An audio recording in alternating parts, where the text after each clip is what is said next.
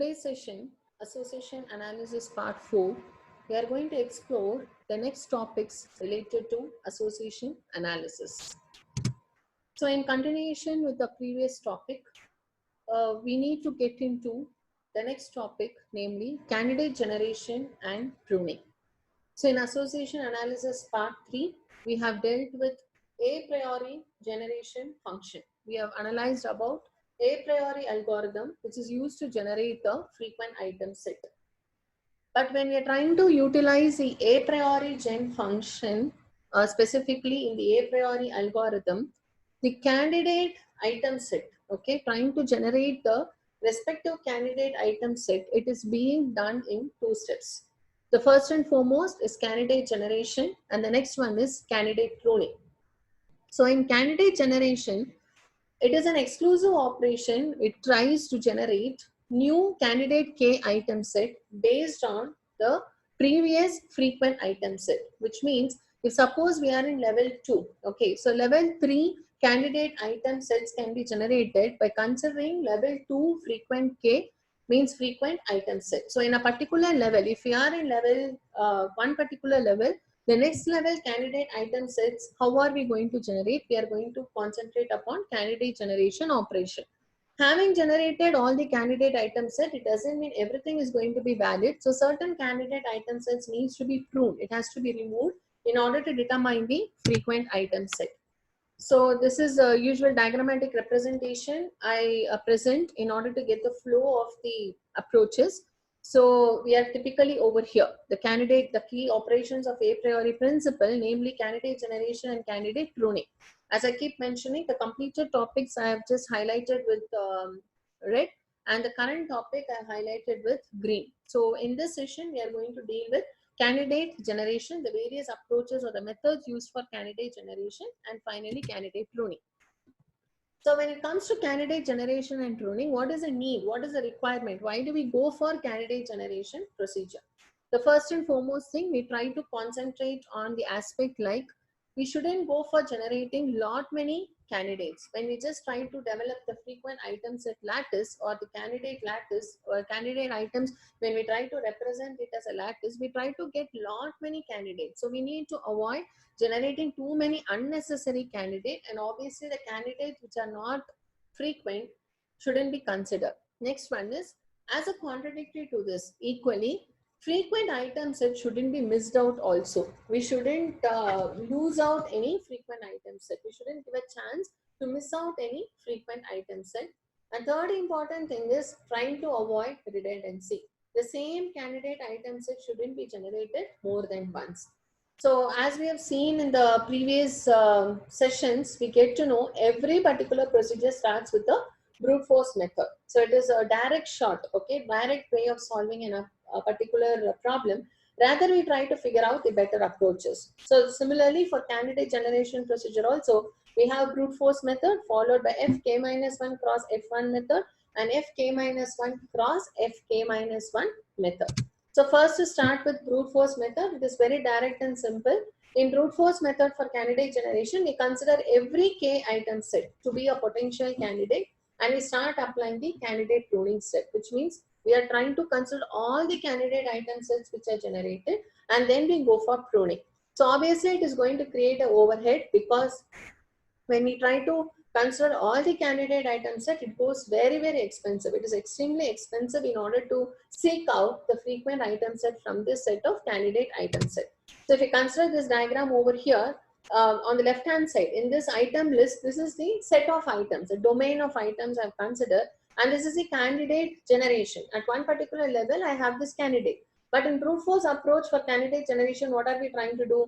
We are trying to create the next level candidate item set by considering each and every candidate one item set with this set of candidate items. But pretty much we know that all these items are not frequent. We got to know from the previous sessions, like in the very single item, that means candidate one item set itself, we got to know few things have to be pruned. Okay, it has to be removed. Eggs and cola doesn't satisfy the frequent item set scenario, but that is overruled over here. So when we try to generate all the candidate item set and then when we go for pruning, it doesn't seem to be that effective. So as usual, this is the drawback of brute force method.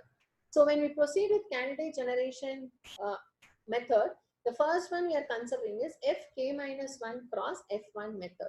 It's very, very simple and easy. Fk minus 1 just stands for the frequent k minus 1 item set.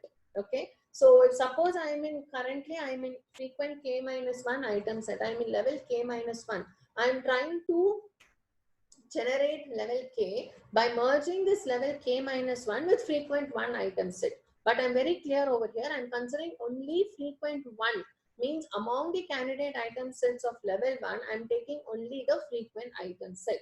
So I'm just considering, for example, if I'm currently in level 2, okay, frequent 2 item set I have in hand. So what should I produce next? I have to produce frequent 3 item set. So in order to produce frequent 3 item set, I try to augment, means I'm trying to add one more item to the frequent 2 item set. I try to augment frequent 1 item set with the frequent 2 item set, but clearly I'm considering only the frequent item set of level 1 and level 2. So it's very simple and direct over here. For example, if you consider beer and diaper, okay, as one candidate item set in frequent 2 item set in level 2, when I try to augment this with frequent 1 item set, for example, bread, it is a frequent 1 item set. So when I augment bread with this, obviously I land up in my next level, that is nothing but candidate 3 item set. But one of the major drawback, again, each and every method has its own drawback. So before getting into the drawback, we can just have a diagrammatic representation of Fk minus 1 cross F1 method. So we have frequent 2 item set over here and frequent 1 item set. As I mentioned very clearly, we are considering only the frequent items. We are restricting ourselves only to the frequent item, and then we try to augment. So with frequent 2 items at each and every candidate item set, I'm augmenting the frequent 1 item set. When I augment like this, I get the respective candidate set generated. And from this, when I try to apply my support count, the value min sub threshold, when I try to compare, automatically I will be landing up in candidate pruning. But what is a major drawback over here? There are possibilities of creating redundant item. Now this diagram is totally free of redundant candidate item set. So that is not that clear for us. But truly speaking, when we go for generating the candidate item set, what happens is we try to create redundant items. See, for example, beer, diapers. Okay, beer, diapers gets augmented with bread and milk. Equally, when I take the third one, bread, milk. Again, bread, milk will be augmented with beer and diapers. So typically it is a redundancy over there that cannot be avoided. Till now we have not seen any approach to avoid it. So in order to overcome that problem, okay, an approach has been applied. It's very simple. They're just trying to consider only the lexicographic ordering of the augmentation, which means, for example, if a lexicographic order means a dictionary, okay, an alphabetical order of augmenting the candidate items. So when I have beer, diapers, okay, beer, diapers has been augmented with bread and milk over. So next when I consider bread, diapers, right, I have to again check it out over here. Bread, milk. Bread, milk has to be augmented with the next level. So I go in lexicographic order. Take this example. Bread, diapers can be augmented with milk.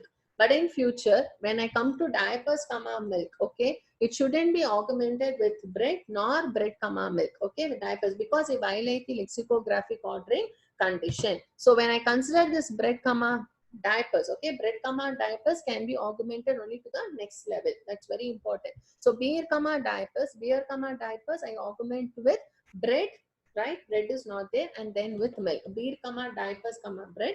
Beer, diapers, milk. Then I go to the next one. It is bread. So bread, BR. Okay, BR shouldn't be augmented with beer. It goes down the level. Similarly, diapers.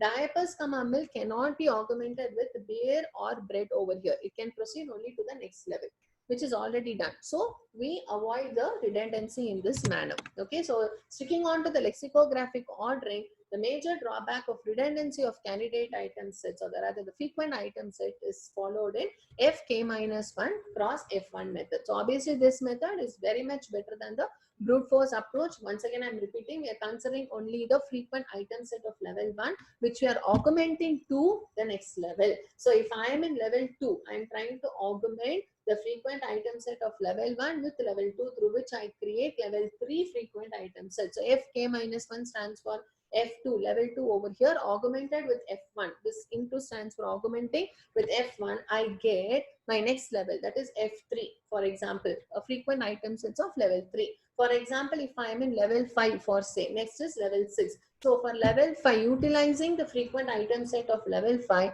I start creating level 6 frequent item set. So it is like level 5 cross F1. So every level I am trying to augment only with frequent 1 item set. This is another important point to be noted in this approach. Every level I am trying to augment only with frequent 1 item set. But since I'm sticking on to lexicographic order, I'm avoiding the redundancy. This is Fk minus 1 cross F1 method. Yes. What is a major drawback over in, and one more drawback with respect to Fk minus 1 cross F1 is every level, see, in every level we are trying to augment only with F1, which is again making my computation quite tedious, because in each and every level, for example, if I'm in level 4, I'm merging it with F1. If I'm in level 3, I'm merging it with F1 again. So in every level, I'm considering only F1 method. So in order to overcome that, whenever we are dealing with these topics, we need to have a picturization of the lattice in mind. So what happens, in order to overcome that, we can proceed with Fk minus 1 cross Fk minus 1 method. So in Fk minus 1 cross Fk minus 1 method, it goes very easy for me to merge the levels. For example, if I am in level 3 for say, okay, level 3 and level 3, okay, or level 4, something like that can be merged. But only thing what I try to consider here is, when I am trying to merge, okay, a pair of frequent item set, I see to that its first 2 items are one and the same. Their first k minus 2 items are identical. For example, if I'm trying to merge, okay, like this. So this ABC might be from one particular level, ABD might be from another level. So when I'm trying to merge these two, okay, I try to concentrate that first k minus 2 items are going to be one and the same. So this helps me in merging the frequent item sets of different levels to produce a frequent item set of the next level. There is no constraint that it has to be augmented only with level 1 frequent item set. So ABC with ABD, I get ABCD. Similarly, ABC with ABE, I get another one. But I cannot merge ABD and ACD because K minus 2 items are not identical in these two sets. Okay, so I need to avoid it.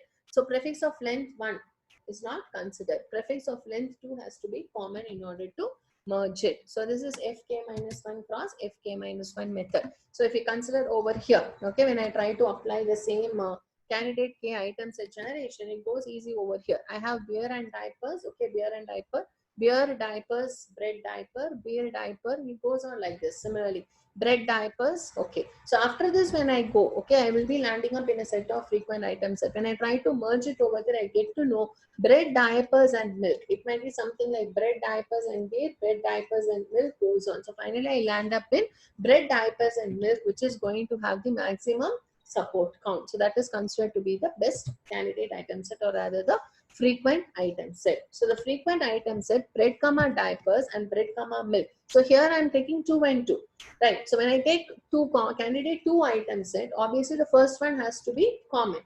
The candidate K minus 1 item has to be common. So bread and bread is common. That is how I merge bread, diapers and milk. In the next level, it can be like bread, diapers and milk. Another set can be bread, diapers and beer. In which case, I will take a new combination over there, 4.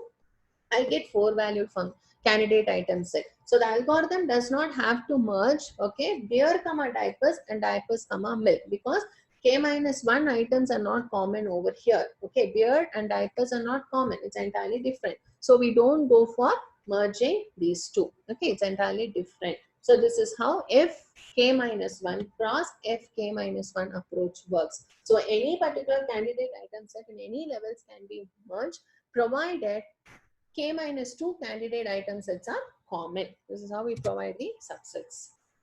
So we have come to the end of candidate item set generation and cloning. To put in a nutshell, we have completed a priori principle. Till this session, we have completed a priori principle. So next we'll be proceeding with support counting, how we go for reducing the number of comparisons through support counting and FP growth algorithm.